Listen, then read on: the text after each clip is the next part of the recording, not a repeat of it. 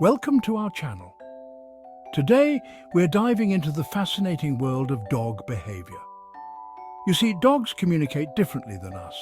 They use body language, energy, and yes, even those quirky behaviors that make you go, "What is my dog doing?" Ever wondered why your dog does something strange? Stay tuned to find out. You know that adorable head tilt your dog does? It's not just to make you laugh, although it does that too. When a dog tilts their head, they're actually trying to hear you better.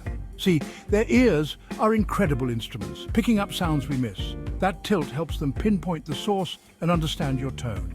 It's also about vision. Ever notice them tilting when you're giving a command? They're trying to get a clear view of your face, reading your expression to understand what you want. So that head tilt, it's a sign of a dog who's deeply engaged, listening, observing, and trying to connect with you. Now, the classic tail chasing. It's a sight that can be both amusing and puzzling. Why do dogs do it? Is it just a playful quirk, or is there something more to it? Sometimes it's pure, joyful energy, especially in puppies. These little furballs are full of life and curiosity. They're exploring their world, and their own bodies are part of that exploration. They're discovering their bodies, and that tail is just too tempting. It's like a built-in toy that they can't resist. For them, it's all about fun and games. But if you see it often or it becomes obsessive, it's time to dig deeper. This behavior can sometimes signal underlying issues that need attention. Just like us, dogs can get bored. When they don't have enough to do, they might turn to tail chasing as a way to entertain themselves. Tail chasing becomes a way to release pent-up energy, a sign they need more walks, playtime, or mental stimulation. Regular exercise and engaging activities can make a big difference. And yes, sometimes it's anxiety. Dogs can feel stress just like humans do. Changes in routine, loud noises, even being left alone too long can trigger this behavior. It's their way of coping with the stress and uncertainty. It's like they're chasing their worries, trying to catch them and make them go away. This repetitive action can be a sign that they're feeling overwhelmed. But here's the thing. Never punish a dog for tail chasing. Scolding them can actually increase their anxiety and make the problem worse. It won't help and might even make it worse. Instead, try to understand what's causing the behavior and address the root of the problem. Instead, redirect their energy with a toy, a walk, or some good old-fashioned affection. Positive reinforcement and attention can help them feel more secure and less likely to chase their tails. Training sessions can also be beneficial. Teaching your dog new tricks or commands can provide mental stimulation and reduce boredom. Socialization is another key factor. Allowing your dog to interact with other dogs can help them burn off energy and reduce anxiety. If the tail chasing persists, it might be worth consulting a veterinarian. There could be medical reasons behind the behavior, such as allergies or neurological issues. Remember, your dog relies on you for their well-being. Understanding their behavior and providing the right care can make a world of difference. So next time you see your dog chasing its tail, take a moment to consider what they might be trying to tell you. Ever see your dog munching on grass and wonder why? Well, sometimes it's as simple as they like the taste, especially fresh young grass. But other times it's their instinct kicking in. In the wild, dogs ate whatever they could find, and that included plant matter. Grass can be a source of fiber, which helps with digestion. And let's be honest, sometimes they eat things they shouldn't and their body knows to induce vomiting to feel better. Now, if your dog is constantly eating grass or seems unwell, it's always best to check with your vet.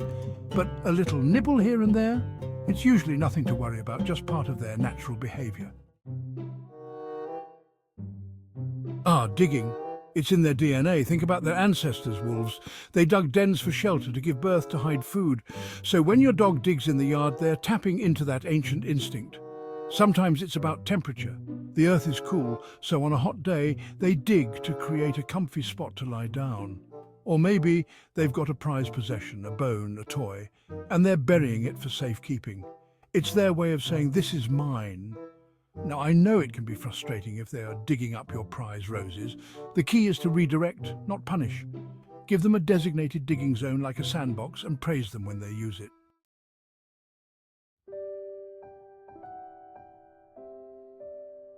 Chapter 5. The Circle of Comfort. You know that funny little dance your dog does before settling down? The turning in circles, pawing at the ground. It's not just a bedtime ritual, it's a throwback to their wild roots. Imagine them in the wild finding a place to sleep. They'd circle to pat down the grass, leaves, creating a comfortable, safe space. It's also a way to check for anything unpleasant, like rocks or prickly things. And here's the fascinating part. It's not just about physical comfort, it's about scent. By circling, they're actually releasing their scent onto the spot, marking it as their own. It's a way of saying, this is my safe haven. Chapter 6. The Phantom Bark. Ever feel like your dog is barking at nothing? It can be quite puzzling and sometimes even a bit eerie. You look around and see nothing out of the ordinary, yet your dog is on high alert, barking at what seems to be thin air. Remember, their senses are far sharper than ours. Dogs have an incredible ability to pick up on things that are completely imperceptible to us. Their ears can detect frequencies that are far beyond our hearing range. They hear frequencies we can't, smell things we don't even notice. A dog's nose is a powerful tool, capable of detecting scents at incredibly low concentrations. They can pick up on the faintest whiff of something that might be miles away. So that nothing? It might be a tiny insect, a distant car, even the wind carrying a scent from miles away. What seems like nothing to us could be a world of sensory information to them. But barking can also be a sign of anxiety. Dogs, like humans, can experience stress and anxiety. And one of the ways they express this is through barking. Just like some people talk too much when they're nervous, some dogs bark. It's their way of coping with the stress, trying to make sense of their environment and feel more secure. It's their way of releasing tension, trying to regain a sense of control in a situation that makes them uneasy. When a dog feels threatened or unsure, barking can be a way to assert themselves and feel more in control. If you notice excessive barking, it's important to figure out the root cause. Understanding why your dog is barking is the first step in addressing the behavior. Is it fear, boredom, or are they trying to tell you something? Dogs use barking as a form of communication, and it's up to us to interpret what they're trying to say. Once you understand their language, you can address the issue and bring back the peace. By paying attention to the context and the specific triggers, you can help your dog feel more secure and reduce unnecessary barking. This not only improves their well-being, but also strengthens the bond between you and your furry friend. Chapter 7. The Lick of Love. The dog kiss. It's one of the most endearing and sometimes surprising ways our furry friends show their affection. Most of the time, those sloppy licks are pure affection. It's their way of saying, I love you without words. When a dog licks, it releases endorphins in their brain, making them feel happy and loved. It's a natural high for them, a moment of pure joy. And let's be honest, it works on us too. That warm, wet kiss can turn a bad day around, bringing a smile to our faces and a laugh to our hearts. But licking can also be a way to get your attention. Dogs are incredibly smart and intuitive. They know that a lick can make you look their way. Think about it. If they lick you and you respond, even with a no, you're acknowledging them. It's a clever tactic to ensure they are noticed. And for a dog, any attention is good attention. Whether it's a pat on the head or a gentle reprimand, they thrive on interaction. They're social creatures. They crave interaction. In a pack, licking is a common behavior, a way to bond and communicate. Believe it or not, licking is also a way for dogs to gather information. It's like their version of a handshake or a hug, a way to get to know someone.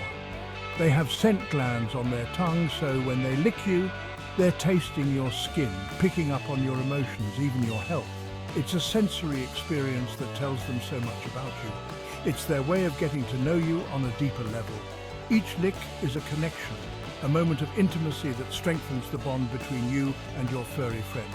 So next time your dog gives you a lick, remember it's more than just a kiss. It's a gesture filled with love, curiosity, and a desire to connect. Embrace those licks, cherish them, because they are one of the purest forms of love your dog can offer. It's their way of saying, "You are my world and I want to know everything about you." So the next time you feel that wet nose and tongue on your skin, smile and give your furry friend a little extra love. They deserve it, and so do you. After all, in the world of dogs, a lick is worth 1,000 words. Outro until next time, pack leaders. Thanks for watching. If you found this video helpful, don't forget to like, share and subscribe for more insights into your furry friend's behaviour. Remember, understanding their language is key to building a stronger, more fulfilling bond. Leave a comment below if you have any other weird dog behaviours you'd like us to explain. We're always here to help you navigate the wonderful world of dogs.